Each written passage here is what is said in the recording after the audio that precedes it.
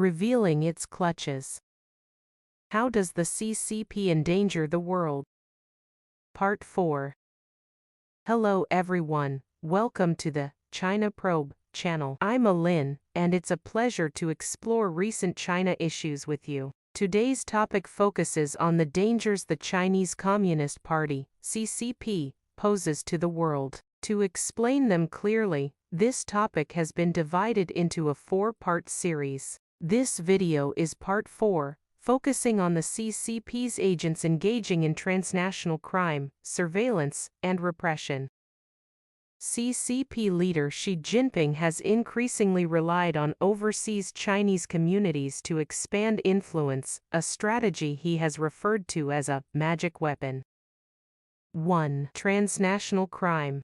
First, in 2025, former Mayor Alice Guo of Bamban, Tarlac Province, Philippines, was found to have allegedly obtained Philippine citizenship through a falsified identity. She was also reported to have maintained close ties with groups linked to the CCP, including operators involved in the Philippine offshore gaming operator, Pogo, industry. She was implicated in the establishment of illegal online gambling and scam compounds, where foreign workers were allegedly coerced into carrying out telecommunications fraud and illegal gambling activities. These acts constituted human trafficking offenses for which she was sentenced to life imprisonment.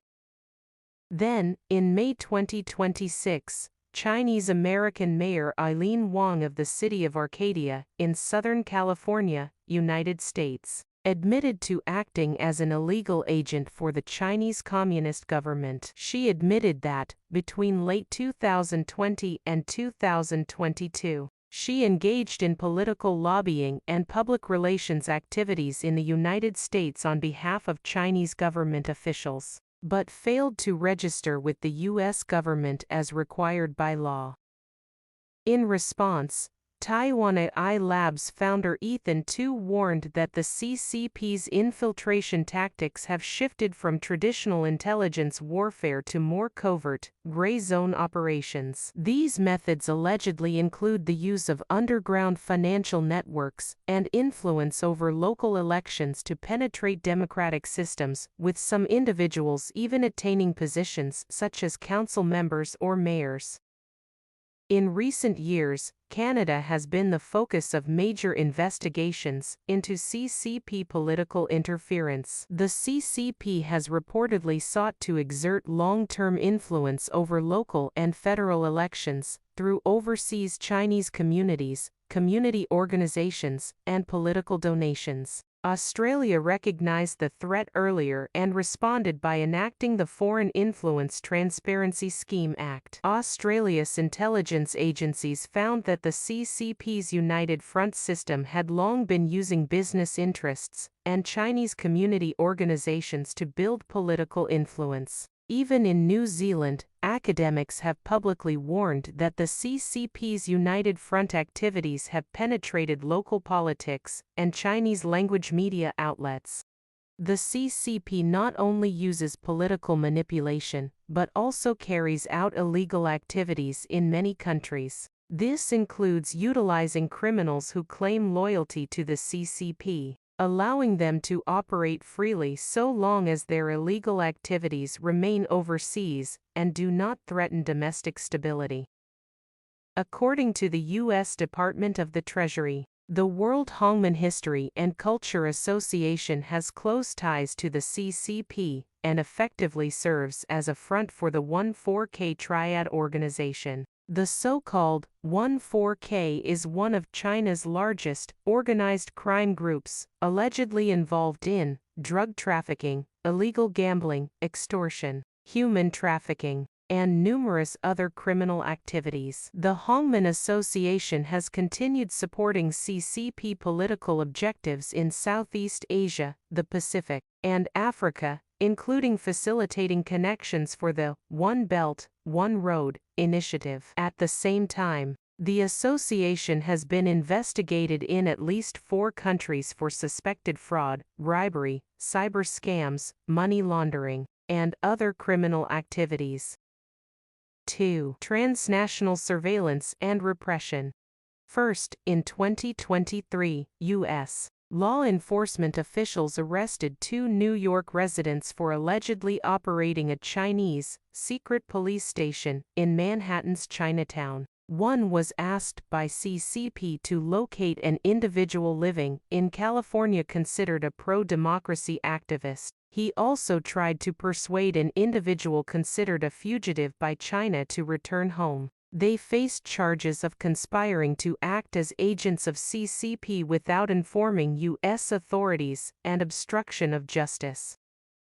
In addition, in 2025, 2 nationals of the PRC faced charges issued out of the Northern District of California for acting as agents of the CCP without prior notification to the Attorney General. They were charged with overseeing and carrying out various clandestine intelligence taskings in the United States on behalf of the CCP's principal foreign intelligence service, the Ministry of State Security, MSS.